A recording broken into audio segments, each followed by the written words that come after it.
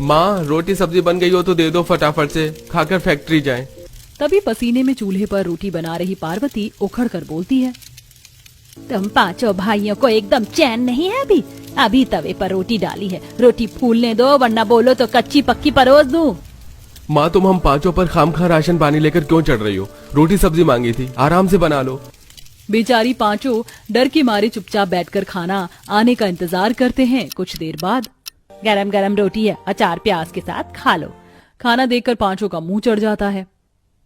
माँ तुमने आज भी रोटियां जला दी, और तो और रोटी भी कितनी कड़क बनाई है, सब्जी भी नहीं बनाई है। अचार प्याज के साथ खाया नहीं जाता, कोई ढंग की सब्जी तो बना लेती। हाँ हाँ, तुम पांचों ने तो जैसे मुझे नोट का बंडल दे रखा है ना, जो मटर पनीर बनाकर खिलाती। किसी चीज में गुजारा नहीं है, एक तो इतनी चिलचिलाती गर्मी में खाना बनाने में हालत खराब होती है। ना जाने मेरे घर में शादी का लगन कब जागेगा, कब तुम पांचों की लुगाइयाँ आएंगी कि मैं भी अपनी सेवा पानी करवाऊंगी। पार्वती के दिल में बहुएं लाने का अरमान लगा देखकर दिनेश कहता है, माँ आप तो खुद ही देख रही हो हम कितने ज्यादा गरीब हैं, ऐसे में कोई भी लड़की वाला भला हमारी झोपड़ी जैसा घर देखकर क्यों अपनी बेटी देगा? अरे दिनेश ऐसा नहीं है, इस संसार में भगवान ने सबकी जोड़ी बनाई है।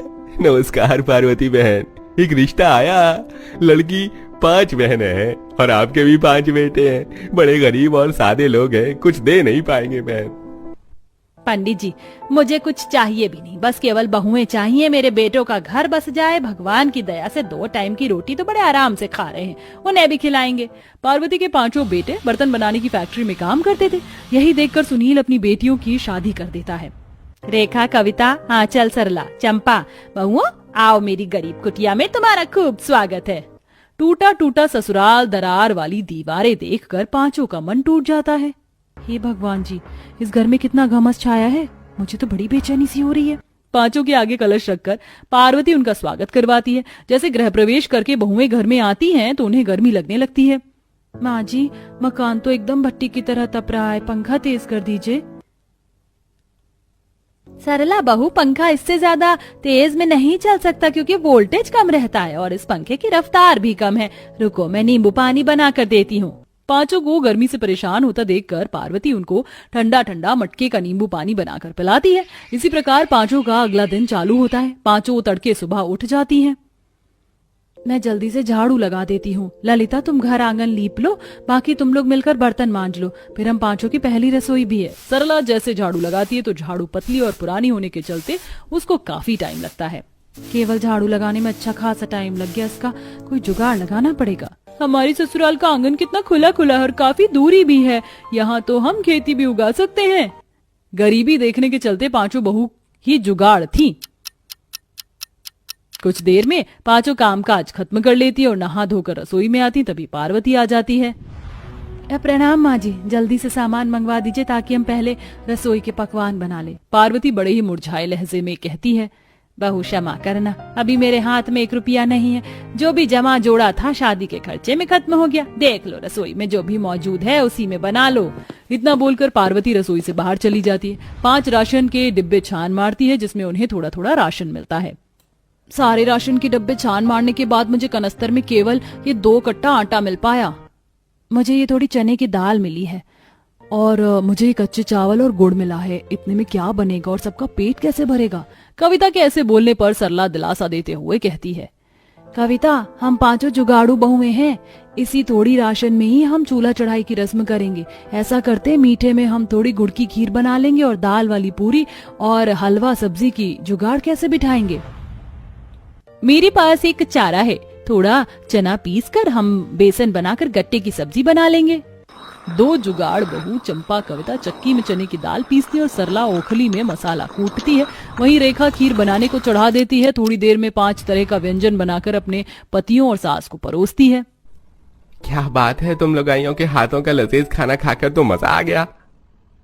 वैसे थोड़ी दाल वाली पूरी और सब्जी बच रही हो तो टिफिन में डालकर दे देना, वहाँ खा लेंगे। हाँ जी, क्यों नहीं, अभी लाई। थोड़ी देर में 5 टिफिन लेके चले जाते हैं। अब रोजाना 5 अपने पतियों को गर्मा गर्म खाना खिलाती और टिफिन भी देती। 5 खुशी खुशी काम पर पहुंचते हैं। क्या बात है, आप लोग सभी परेशान क्यों हैं? अरे जब हम जैसे गरीब मजदूर का रोजगार छिन जाएगा तो परेशानी की तो बात है ही ना। सेठ ये बर्तन की फैक्ट्री बंद कर रहे हैं। ये सुनकर पांचों चिंता में पड़ जाते हैं और सेठ के पास आते हैं। सेठ जी, हमने सुना है कि आप बर्तन की फैक्ट्री बंद कर रहे हैं। आपके फैक्ट्री से तो हम जैसे कितने गरीब मजदूरों के घर का चूल्हा जलता है। हम अपने परिवार को कहाँ से खिलाएंगे पिलाएंगे? देख भाई, मैं भी मजबूर हूँ क्योंकि मुझे इस फैक्ट्री से कोई खास फायदा नहीं हो रहा है। कोई दूसरा धंधा शुरू करूंगा तो इतने मजदूरों को तनख्वाह नहीं दे पाऊंगा। वैसे ये चटके हुए टूटे फूटे बर्तन हैं, इसे अपने साथ ले जाना। पांचों भाई बोरी भरकर टूटे फूटे हुए बर्तन, प्लेट, टिफिन वगैरह लेकर घर आते। क्या बात है, आज तुम 5 भाई दिन दहाड़े ही घर लौट आए? काम धंधा नहीं था क्या आज? माँ, सेठ ने बर्तन की फैक्ट्री बंद कर दी, वो भी एकदम से। समझ में नहीं आ रहा है कि अब सब लोगों को हम 5 भाई कहाँ से कमा कर खिलाएंगे।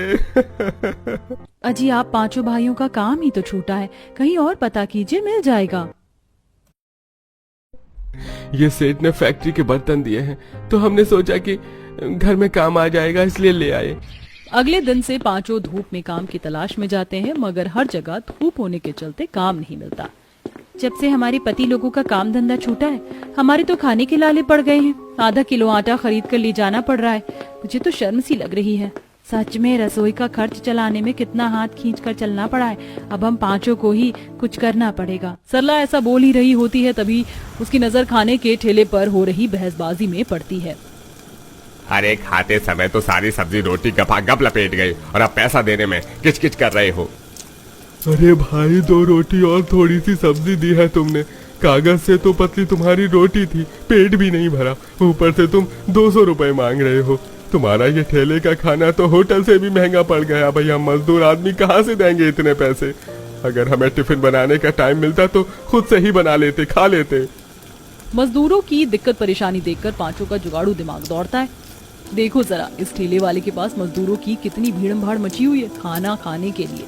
क्यों ना हम 5 घर से ही टिफिन का व्यापार चालू कर दे। मुनाफा ना सही, घर का खर्चा तो निकलेगा। हाँ, मगर टिफिन व्यापार के लिए चीज भी तो लगेगी। साग सब्जी, आटा, सलाद वगैरह कहाँ से जुगाड़ होगा? कोई तो चारा निकलेगा। 5 अपनी पड़ोसन से थोड़े उधार पर पैसे मांगती हैं। देखो, तुम 5 पर भरोसा करके मैं तुम 5 को उधार पर पैसे दे रही हूँ, लेकिन 1 महीने के अंदर अंदर मुझे मेरे पैसे चुका देना, क्योंकि ये मेरे पति के बचत के पैसे हैं। चिंता मत करो, 1 महीने के अंदर सूद के साथ पाई पाई चुका देंगे। 5 सब्जी मंडी से सस्ते भाव की सब्जी छांट कर खरीद कर ले आती हैं। ये महंगाई के चलते आटे का भाव तो कितना तेज हो रहा है। क्यों ना हम कोटे से गेहूं खरीद कर अपने आप घर पर चक्की में पीस लेंगे आटा। इससे हमारे टिफिन व्यापार का कम खर्चा बैठेगा और मुनाफा अधिक होगा। आंचल का जुगाड़ बाकी चारों को पसंद आता है, जिसके बाद 2 बहू कोटे से गेहूं खरीद कर लेती हैं और भरी गर्मी में उसे हाथ चक्की में पीस कर आटा बनाती हैं। वहीं 2 बहुएं चटके हुए टिफिन को ठीक कर लेती हैं और अगले दिन तड़के सुबह उठकर सब्जी, रोटी, सलाद वगैरह बनाकर टिफिन तैयार करके बेचने निकलती हैं। जाओ बहू, भगवान तुम 5 को सफलता दे। 5 फैक्ट्री में जाकर खाने की सप्लाई करती हैं।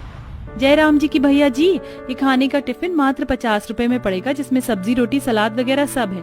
आप खरीदना चाहेंगे? मजदूर को जब सस्ते में स्वादिष्ट खाना मिल जाए तो और क्या चाहिए। मजदूर खुशी खुशी टिफिन खरीद लेते हैं। हाँ हाँ, क्यों नहीं बहन जी। हम जैसे गरीब मजदूर तो यहाँ फैक्ट्री में घर का खाना ढूंढते हैं। बस घर का खाना मिल जाए तो और क्या चाहिए। वैसे भी ये ठेले वाला ठगेरू आदमी है, इससे खरीद कर खाना तो बड़ा महंगा पड़ता है। 5 जुगाड़ू बहुओं के सस्ते में स्वादिष्ट सब्जी, रोटी, सलाद के चलते उनका टिफिन व्यापार जम जाता है। इसी तरह 1 सप्ताह गुजर जाता है। आज तो तुम लोगों ने सब्जी खरीद कर लाने में काफी देर लगा दी। टिफिन बनाकर फैक्ट्री में भी देना है। सब्जी तो गर्मी में मंडी के अंदर सोने के भाव में मिल रही है। धनिया तो 50 रुपए पाव और हरी सब्जियां तो 80 रुपए से किलो नीचे नहीं है। उसमें हमारा टिफिन व्यापार में हम क्या मुनाफा करेंगे। वैसे हमारे घर के आगे कितना सारा जमीन खाली पड़ा है, क्यों ना हम वहीं पर खेती कर ले। इससे सब्जी का पैसा बचेगा तो मुनाफा तो पता चलेगा।